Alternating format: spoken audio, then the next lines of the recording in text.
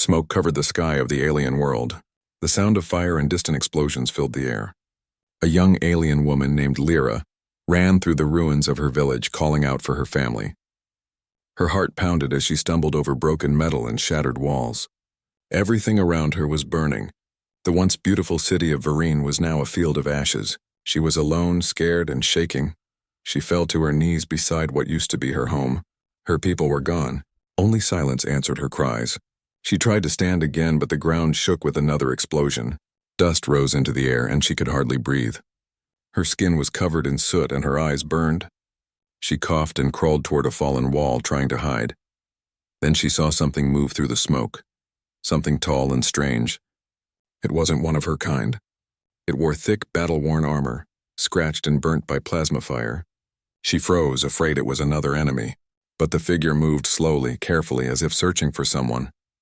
When the figure saw her, it rushed forward and knelt beside her. Through her tears, she saw his face under the cracked helmet. It was human. Something she had only heard about in stories. Humans were believed to be gone. Her teachers used to say they vanished after the Great Galactic War. But one was standing in front of her now, breathing heavily, covered in blood and dust. His eyes were sharp yet kind. He looked at her wounds and spoke softly, though she couldn't understand every word. His voice was deep and steady, full of care, not anger. When the ground shook again, he didn't hesitate. He lifted her easily in his arms, shielding her from the falling debris. A burning beam fell near them, and he turned his body to block it. She heard him grunt in pain, but he didn't stop. He carried her through fire and rubble, moving like a wall of strength against the chaos. They reached a half-collapsed tunnel. He set her down gently and pulled something from his belt, a small light and a patch of medical gel. He pressed it against her arm, where the burns had begun to swell. The gel cooled her skin instantly. He smiled slightly, then looked toward the sky, scanning for enemies. She watched him, confused. Why would a human help her? Her people always said humans were destroyers, not saviors. When she tried to speak, her voice broke. Why help me? She asked, her language thick with pain. He didn't answer at first. Instead, he looked at her for a long moment, then pointed at his chest, then at her. His gesture was simple, but she understood. He was saying, "Because we are the same." Before she could say another word, a distant explosion made the tunnel tremble again. He pulled her close and looked toward the exit. "Stay alive," he said slowly, the words clear enough that she would remember them forever. Someone has to remember. He pushed her deeper into the tunnel, where she would be safe from the next blast. Then he turned around and ran toward the fire, disappearing into the smoke. She shouted after him, but he didn't turn back. Only the echoes of war answered. Lyra sat there trembling, listening to the fading sounds of battle. The light from the fires outside flickered on her face. She didn't even know his name, yet she could still feel the warmth of his hands on her arms. She waited for hours in silence until rescue ships arrived from nearby colonies. When they found her, she was weak but alive. The rescuers asked who had saved her. She tried to explain, but they didn't believe her. "A human?" they said in disbelief. Impossible. No humans remain, but she knew what she saw. His armor, his face, his voice, they were real. When she looked up at the dark sky, she imagined him still out there, fighting somewhere alone. Something inside her changed that day. The fear that once ruled her heart turned into a quiet fire, a promise that she would find him again one day. As years passed, the image of the human never left her mind.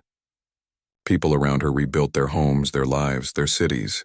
But every night when the stars appeared, Lyra would whisper to herself the words he said, "Stay alive."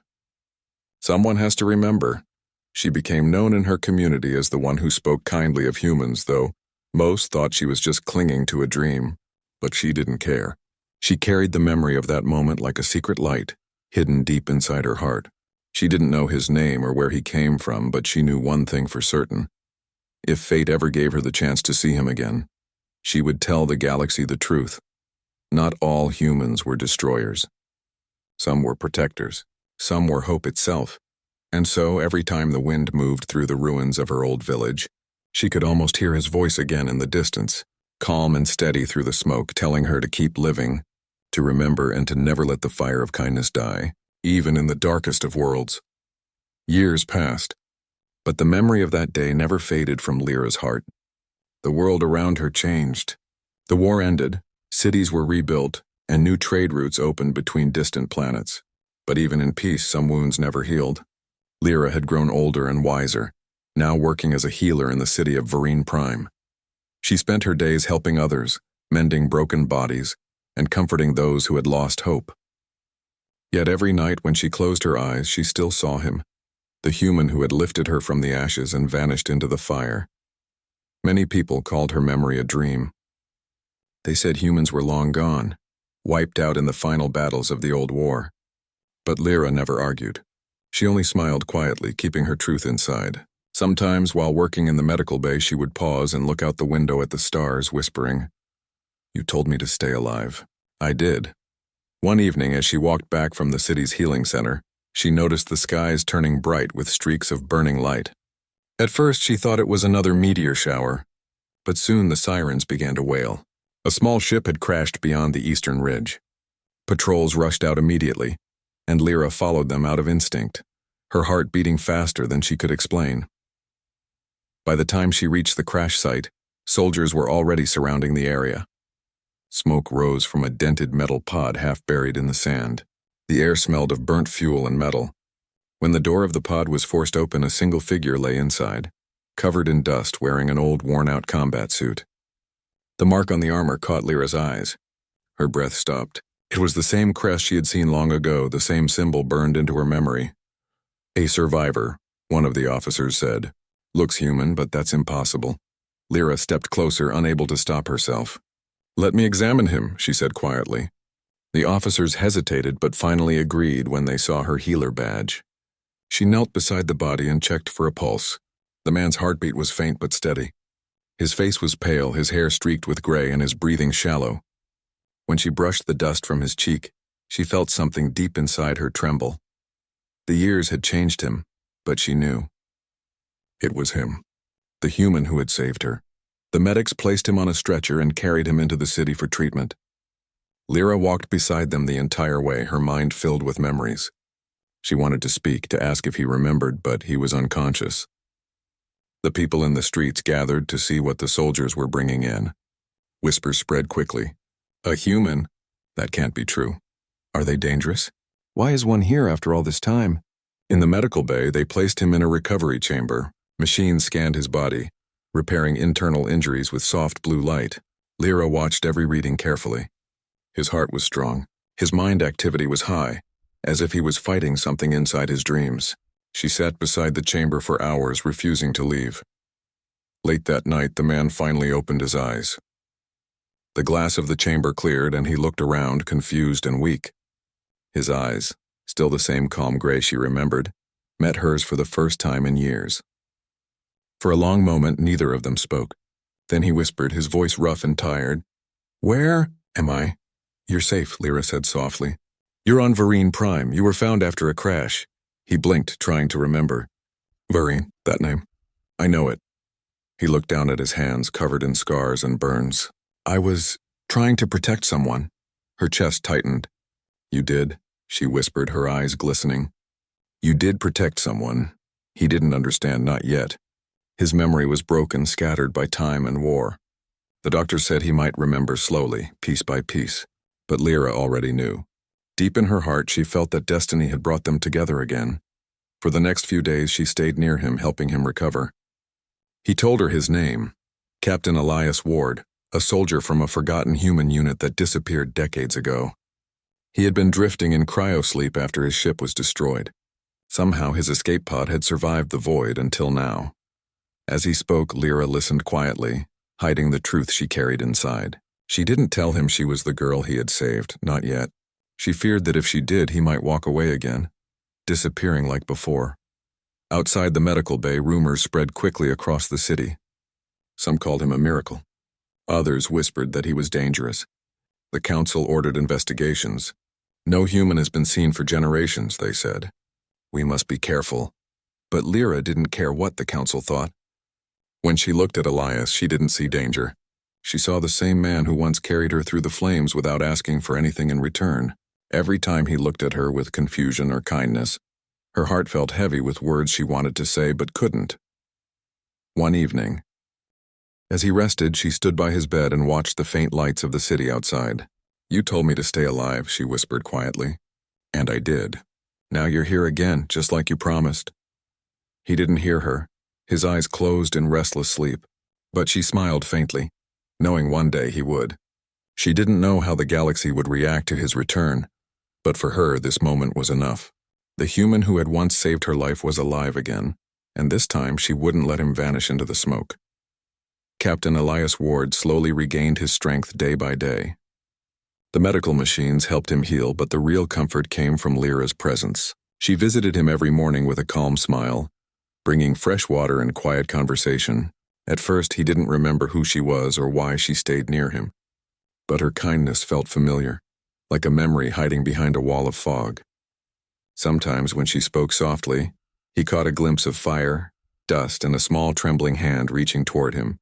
The memory was too faint to hold, but it stirred something deep in his heart. He often asked her questions. "How long was I asleep?" he said one morning. "Many years," Lyra answered. "Your ship was lost during the last war. The council said humans were gone, but your pod survived somehow. You drifted in the void until patrols found you." Elias looked down at his scarred hands. "Everyone I knew is gone then. My world, my people, all gone." His voice carried both sadness and disbelief. "And yet you saved me, why?" Lyra hesitated before answering. She didn't tell him the truth, not yet. "Because saving someone is never a mistake," she said gently. He looked at her with quiet eyes, as if those words reminded him of something he had once said long ago. As days turned into weeks, Elias began to walk again. The other healers and guards watched him closely. Some respected him. Others feared him. For generations, their people believed humans were violent and untrustworthy. They had grown up hearing stories of destruction, of entire planets lost to human wars. Now one of those myths was walking among them, breathing and looking more human than the tales ever described. Wherever he went, whispers followed. "That's the human from the old war," someone would whisper. "Why is he still alive?" Others said, "He doesn't look like a monster, he looks tired." Lyra noticed the way he kept to himself. Sometimes he stood by the balcony of the medical wing, staring at the distant sky with quiet longing. She knew he missed his people, his world, and the time that was lost. One evening, as the twin moons rose over the city, Elias found her in the courtyard. She was tending to a group of children with small injuries from a training accident. He waited until she finished, then asked softly, "You believe in second chances, don't you?" She looked up at him with a gentle smile. "I believe everyone deserves one." He nodded slowly. "Then maybe I do too." For a while they walked together through the glowing streets of Vereen Prime. The city was full of strange beauty. Tall crystal towers, streets lined with soft lights, and creatures from many worlds living together. Elias felt both wonder and sadness. Humanity once dreamed of peace like this, but they had destroyed themselves before reaching it. As they walked, Lyra noticed how he stopped at a monument near the city's heart, a tall stone carved with names of those lost during the war. Her people had built it to honor both the fallen and the forgotten. Elias traced the strange alien letters with his fingers. "You still remember the war," he said quietly. "Yes," she replied. "But we try to remember the good too, those who protected, those who saved others." He turned to her. "Were there humans like that?" She looked at him, her eyes shining. "Yes, at least one." He didn't ask more. But that night, when he returned to his quarters, he dreamt again. Flashes of fire, of a small girl crying beneath rubble, and his own hands lifting her into safety. He woke up sweating, his heart racing. "A child," he whispered. "There was a child." The next morning he told Lyra about the dream. "I saw a girl," he said. "Her eyes were bright blue. She was crying, but I told her to live." Lyra froze.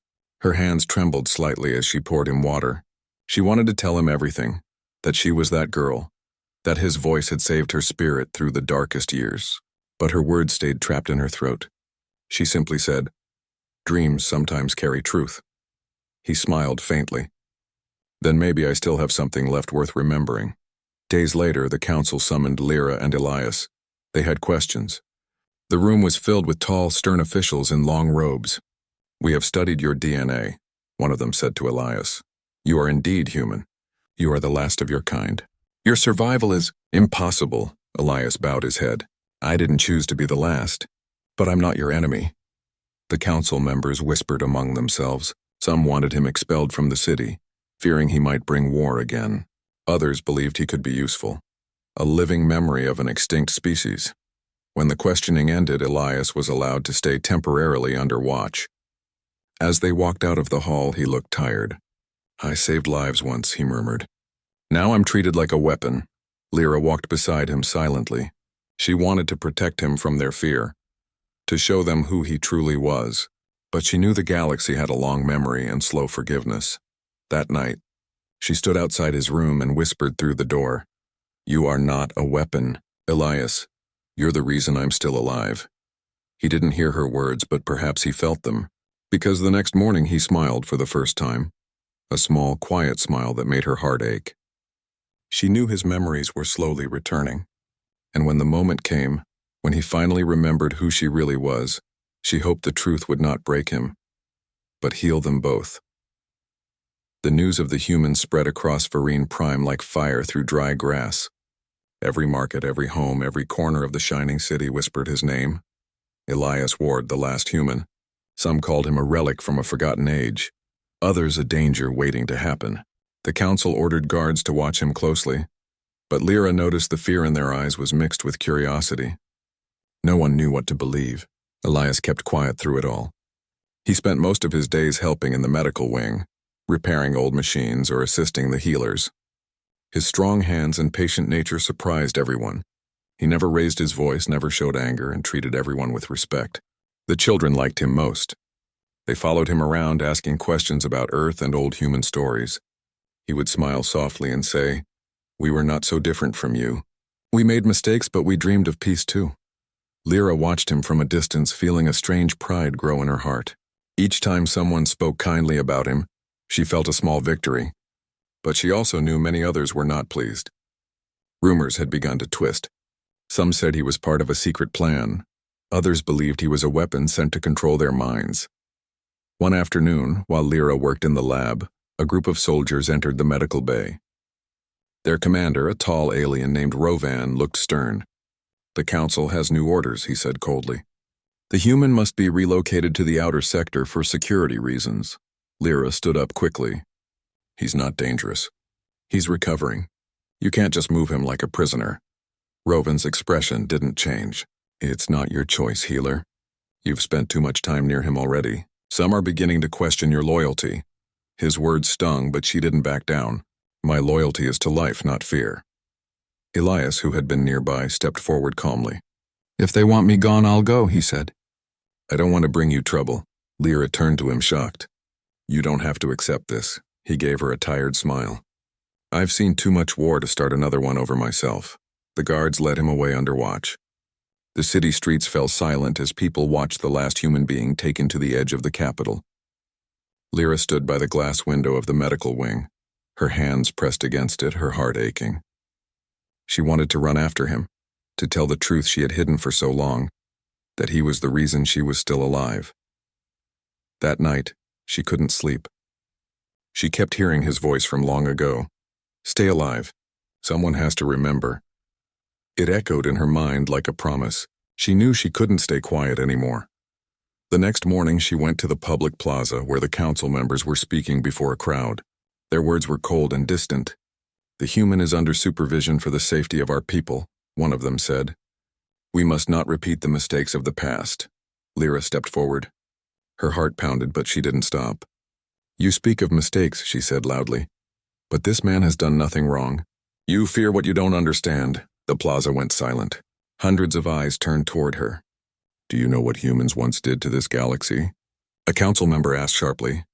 "Yes," Lyra said, "and I also know what one of them did for me." Whispers filled the crowd. She took a deep breath and continued. "When I was a child during the last war, my village was destroyed. Everyone was gone. I should have died too, but a human saved me. He carried me through fire and told me to stay alive. That human was Elias Ward." Gasps spread through the crowd. The council members looked at each other, surprised. Lyra's eyes filled with tears. He didn't destroy. He didn't hate. He saved a child from another species, without knowing her name, without asking for anything in return. And now you call him dangerous? The soldiers hesitated. The people began to murmur. Some looked ashamed, at others uncertain.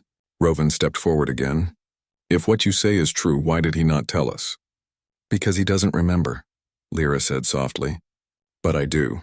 Just then, the sound of engines echoed above.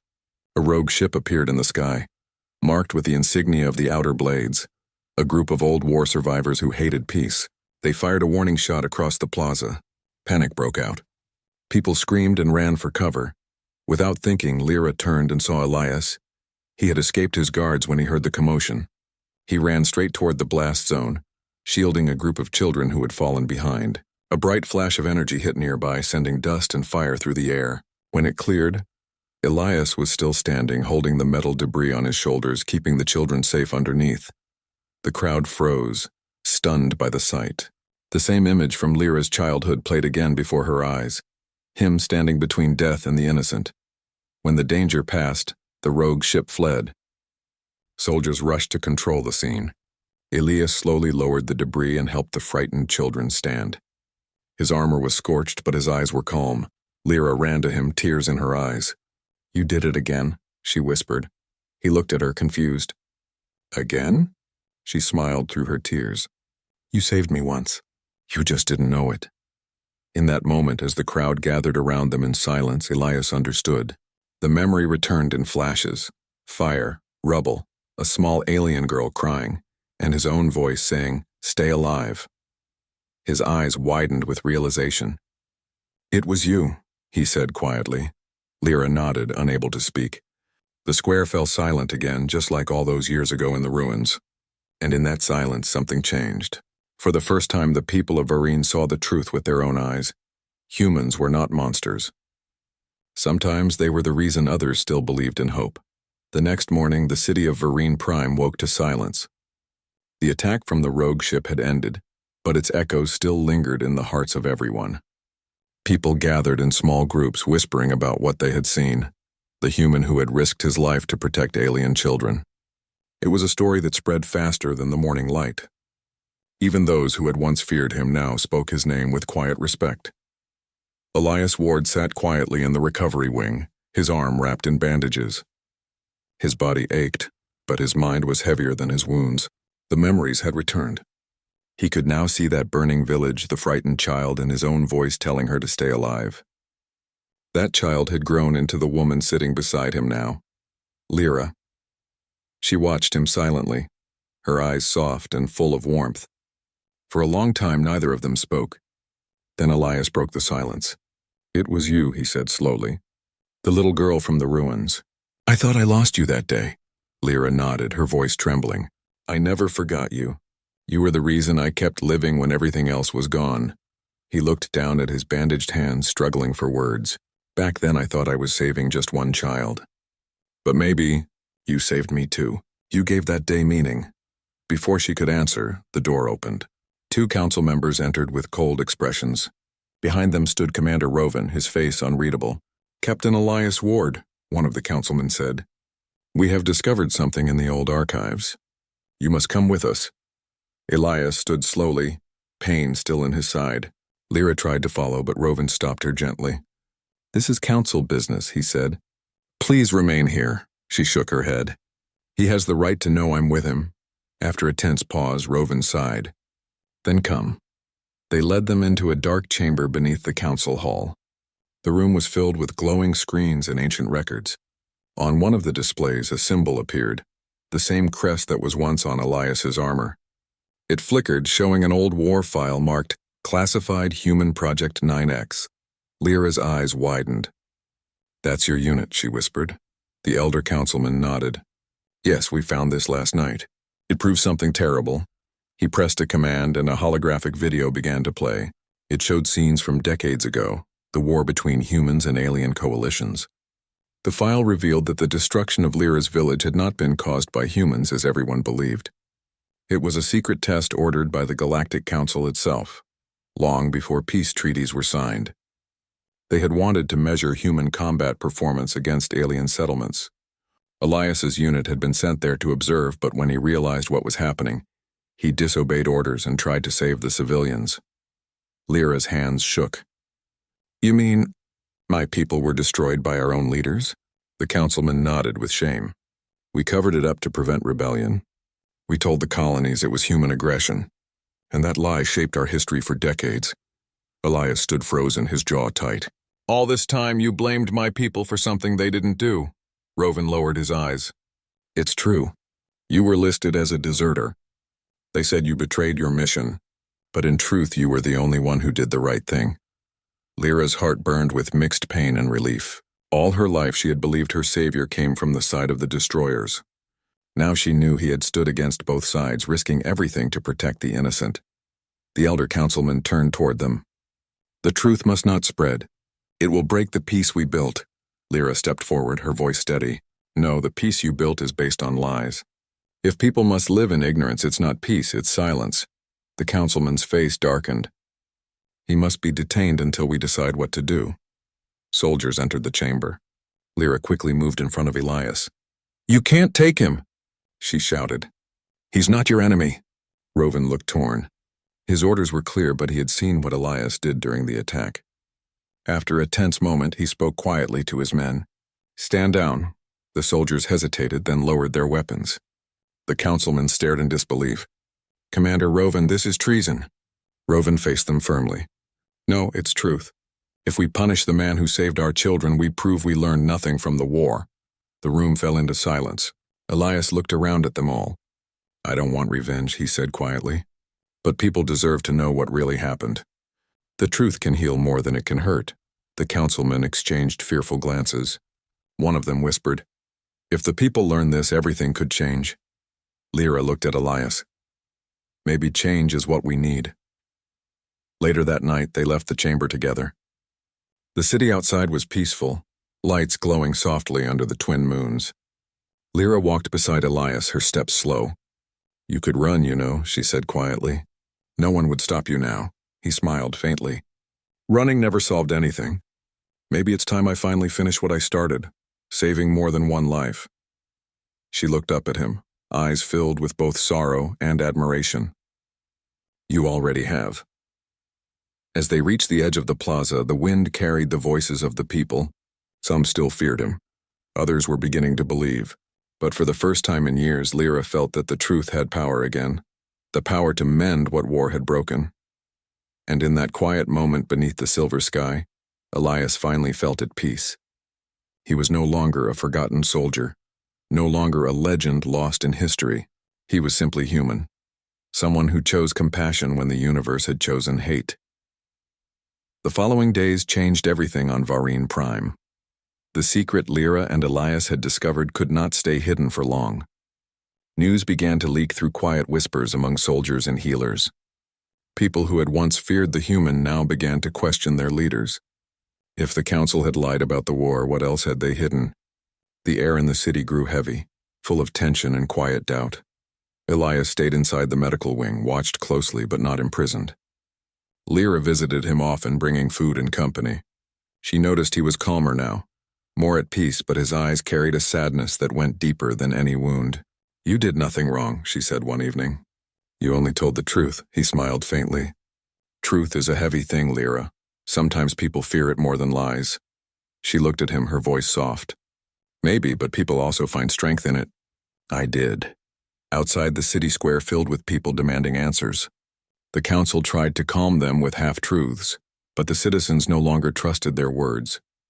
The story of the human savior had spread far and wide, how he once risked his life to save an alien child, and how he did it again years later. Even the children he had protected during the rogue attack carried his story to every corner of the city. One morning, Commander Rovan visited Elias personally. He entered the room, standing tall but without his usual coldness. The council wants to hold a public hearing, Rovan said. They say it's for peace, but I think they just want control. You will have to stand before them, before the entire city. Elias nodded. If that's what it takes. Rovan hesitated. It won't be easy. Some still see you as a symbol of war. Elias looked at him calmly. Then I'll show them what peace looks like. The next day, the grand square was filled. Thousands of citizens gathered, their faces anxious and uncertain. The tall council tower stood at the center, its glass walls glowing under the twin suns. Guards stood at every corner, but their hands trembled slightly. No one knew what would happen. Lyra stood in the crowd, her heart beating fast. She had begged them to let her speak too, but they refused. "Only the human will speak," they said. Still she stood ready, her eyes never leaving him as he walked slowly toward the platform. Elias wore no armor, no weapon, only a simple gray cloak. The crowd fell silent when he reached the stage. For a long moment he said nothing. His calm presence alone held their attention. Then he spoke, his voice low but steady. "I was a soldier once. I fought in a war that should never have happened. I saw cities burn not because of hate but because of fear. I thought saving one life wouldn't matter. But I was wrong. It did matter." His eyes met Lyra's in the crowd. "I saved a child. Years later, that same child reminded me that peace doesn't start with armies or governments. It starts with one act of kindness." The people listened closely. Even the council members shifted uncomfortably. Elias continued, "You were told humans destroyed your world. That was a lie. It was your own leaders testing how much destruction they could cause. I was there. I saw it. I tried to stop it." Gasps spread through the crowd. The council leaders tried to interrupt, but the people shouted for silence. They wanted to hear more. "I don't want revenge," Elias said. "I don't want power. I just want the truth to be known. You cannot build peace on lies. If I, a human, can forgive what happened, then maybe you can forgive too. Maybe we can build something better together." His words echoed across the square. For a long moment, no one spoke. Then a small voice broke the silence. A child, one of those he had saved. "He saved us," the boy shouted. "He's not bad." Soon others joined in. People began to cheer, calling his name, clapping their hands. The sound filled the air like thunder. Lyra felt tears fall down her face. She had dreamed of this moment for years, the day her people would finally see what she had always known. But not everyone was pleased. The council members whispered to each other in panic. One of them ordered the guards to arrest Elias. Yet the soldiers didn't move. Commander Roven stepped forward instead, raising his hand. "No one touches him," he said firmly. "He speaks the truth." The crowd roared louder, and in that sound, something shifted forever. The wall of fear that had divided them for generations began to crack. Elias turned to Lyra and smiled softly. "You see? One voice can change everything." Later, when the crowd slowly dispersed, Lyra walked to him through the fading light. "You did it," she whispered. "You made them see." He looked tired but peaceful. "No, Lyra, we did it. You believed in me when no one else would." She looked up at him, her eyes shining with quiet pride. "You once told me to stay alive so someone would remember. I did. And now, everyone will." The wind moved through the square, carrying the sound of new hope. The council's banners still hung, but their power felt small against the will of the people. For the first time in history, the citizens of Vereen Prime and the last human stood together as equals, not enemies, not strangers, but survivors of the same truth. That night, the stars above the city seemed brighter. Elias stood at the balcony looking up at them. Lyra joined him silently. "Do you think humans and your kind could ever live together?" he asked quietly. She smiled. "Maybe they already have." In the gentle glow of the night, their shadows stretched side by side, two different beings bound by one story, a story of compassion that refused to die, even in a galaxy that once forgot what it meant to be human. The days after the public hearing were filled with change. The story of Elias Ward, the last human who saved both a child and a city, spread beyond Vereen Prime. Other colonies began sending messages, some in disbelief, others in hope. For the first time in generations, people spoke of humans not as monsters, but as a people who once had courage and heart. The council could no longer silence the truth. Their power started to crumble under the weight of their lies. Elias was no longer under guard. He walked freely through the streets of the city.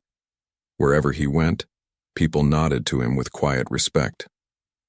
Children waved and followed him, asking him stories about the stars and the old world called Earth. He would smile gently and tell them small tales of rain, trees, and blue skies, a world most of them could only imagine. Lyra was always beside him. Together they helped the healers rebuild the damaged parts of the city after the chaos of the hearing. Though peace was slowly returning, there was still unease. The old leaders feared what the truth might cause. Some spoke of rebellion. Others wanted to rebuild the galaxy under new leadership, one that valued honesty over fear. One evening, as the twin suns dipped below the horizon, Elias and Lyra stood on the high balcony of the medical tower. The sky burned in shades of orange and gold. "It's strange," Elias said softly.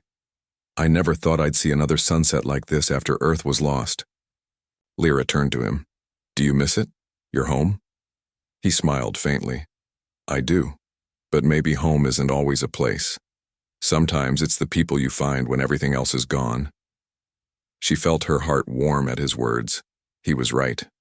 For her, home had become more than walls and lights. It was standing beside the one person who had taught her the meaning of kindness, even when the world was burning. The next day, the council called for one final gathering in the great square. The city's citizens filled the space again, waiting for what might be the end of an old era.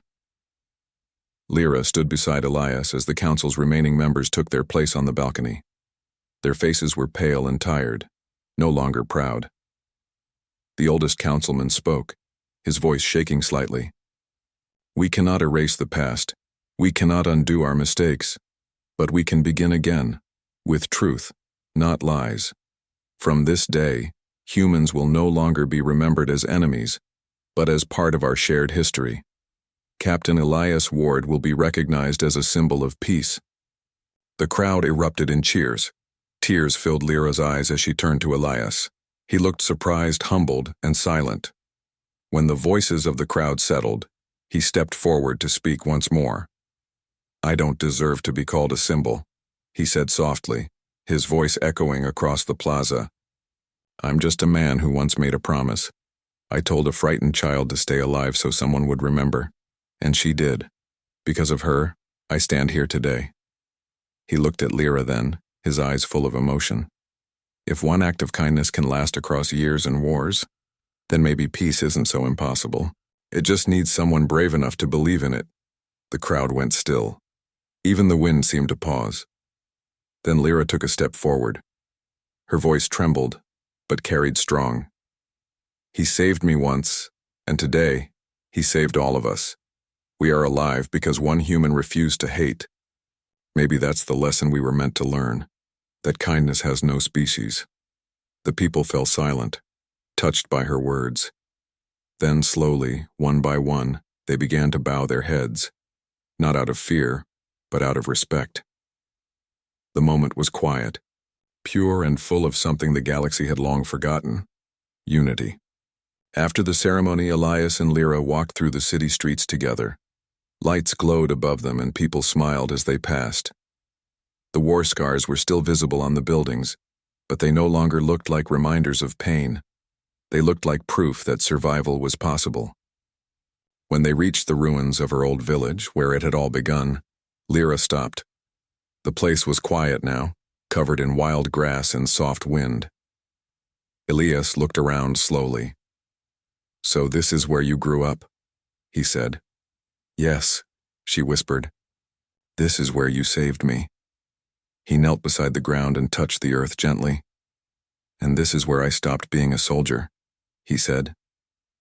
"That day I thought I lost everything, but I found something greater, something that never died." Lyra smiled faintly.